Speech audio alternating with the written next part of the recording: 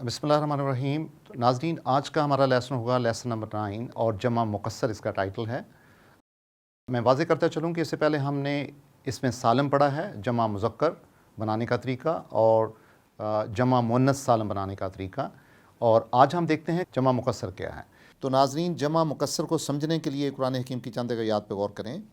सूरह नूह की आयत है, व युमदिदकुम बे अम्वालिन व बनीना व यजअल्लाकुम जन्नतिन व यजअल्लाकुम अनहारा।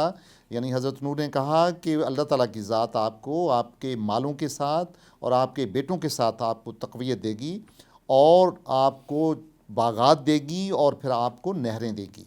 वन नजमे इज़ा हवा, यानी वो सितारा जो कि डूबता है। सूरह अल मुआरिज की आयत है, यौमा यखरुजूना मिनल अजदासी सिराअन कअन्नहुम इला नुसुबी यूफिज़ून, कि क़यामत का वो दिन जिस दिन के जो मरे हुए लोग होंगे वो अपनी कब्रों से उठेंगे और इस तरह दौड़ रहे होंगे कि गोया अपनी मंजिल की तरफ रवां दवां हैं। और सूरह तकवीर की आयत है, वाइज़ल बिहारू सुज्जरत, और क़यामत का वो लम्हा जब समुंदर भी आग पकड़ लेंगे। और इसी तरह कुरान हकीम कहता है, वाहु वल्लज़ी सख़रल बहरा लिताकुलू मिन्हु, यानी और अल्लाह ताला की ज़ात वो ज़ात है जिसने के समुंदरों को आपके ताबे कर दिया हुआ है ताकि आप उनमें से खाएं, यानी अपनी ग़िज़ाएँ वहाँ से दरियाफ़्त करें। फिर सूरह दुखान की आयत है, इन्नल मुत्तकीना फ़ी मकामिन आमीन फ़ी जन्नतिन व आयून, और बिलाशुबा जो मुत्की लोग होंगे वो मकाम अमीन में होंगे, अमन वाली जगहों पे होंगे और बागों में होंगे और चश्मों में होंगे। यहाँ पे जमा मुकस्सर के जो काबिल गौर अल्फाज हैं आयात में, उनमें अनहारुन वन नजमे अल अजदासी अल बिहारो अल बहरा और अयून, ये काबिल गौर अल्फाज हैं, ये जमा मुकस्सर है।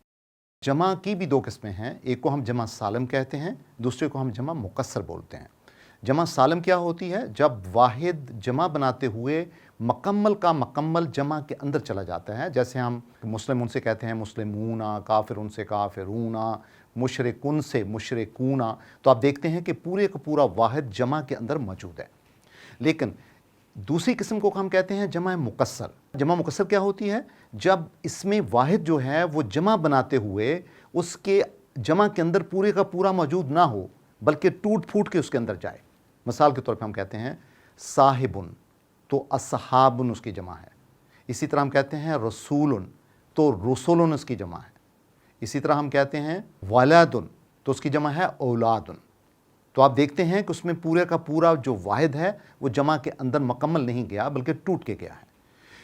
तो एक तौलक ये होता है कि आम तौर पे इसमें ज़ात जो होते हैं वो जमा मुकस्सर बनाते हैं, इसमें सिफ्त जो हैं वो जमा सालम का कायदा होता है को उसके पाबंद होते हैं, और जो इसमें ज़ात होते हैं वो आम तौर पे जमा मुकस्सर बनाते हैं। इसमें ज़ात क्या होते हैं?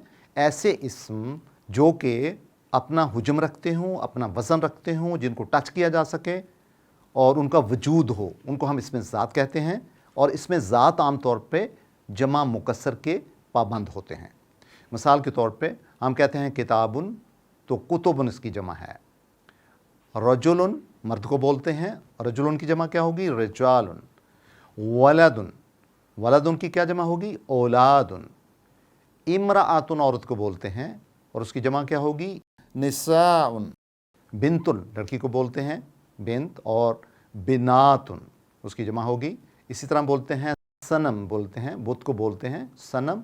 असनामुन, और इमाद बोलते हैं सतून को, तो इसकी जमा हो जाएगी आमादुन। और रेजुलन टांग को बोलते हैं रेजुल, तो आरजुलन उसकी जमा हो जाएगी। इसी तरह दरख्त को बोलते हैं नाखलतुन, जो खजूर का दरख्त होता है, तो इसकी जमा हो जाएगी नाखलुन। और मलाकुन बोलते हैं फरिश्ते को, और इसकी जमा हो जाएगी मलाइकातुन। तो आपने देखा कि पूरे का पूरा जो वाहिद इस्म है वो टूट के उसकी जमा में गया है। तो लिहाजा ऐसे इस्म नाजरीन जो कि जमा यानी पूरे के पूरे जमा के अंदर नहीं होते, बल्कि टूट कर उसकी जमा बनाते हैं और किसी कायदे को भी ओबे नहीं करते, उसको हम जमा मुकस्सर बोलते हैं। اسی طرح جتنی بھی مثالیں ہیں، مثلا ہم کہتے ہیں نہرن، انہار کو دریا کو بولتے ہیں یا پانی کی جو سٹریم ہوتی ہے، اور اس کی جمع ہے انہارن.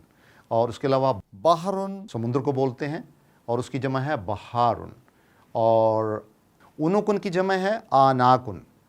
اور جدسن کی جمع ہے، قبر کو جدس بولتے ہیں، اجداسن. نجمن کی جمع ہے نجومن. حدن کی جمع ہے حدودن. آئینن کی جمع ہوگی آیونن، جس کو ہم چشمہ بولتے ہیں. اور آئینن جو آنکھ ہے اس کی جمع ہوگی آیونن. یہ جو بورڈ ہے اس پہ جتنی بھی مثالیں ہیں جمع مکسر کی، یہ قرآن حکیم سے لی گئی ہیں. آپ ان کا مطالعہ کر سکتے ہیں اور جمع مکسر کا جو قاعدہ ہے اس کو آپ دیکھ سکتے ہیں کہ جمع مکسر کس طرح بنتی ہے، اور عام طور پہ اس میں ذات جو ہوتے ہیں وہ اس قاعدے کو آبزرو کرتے ہیں. تو ناظرین، آج کا جو سبق ہوا اس کے چند ایک سوالات ہیں جو آپ نے حل کرنے ہوں گے.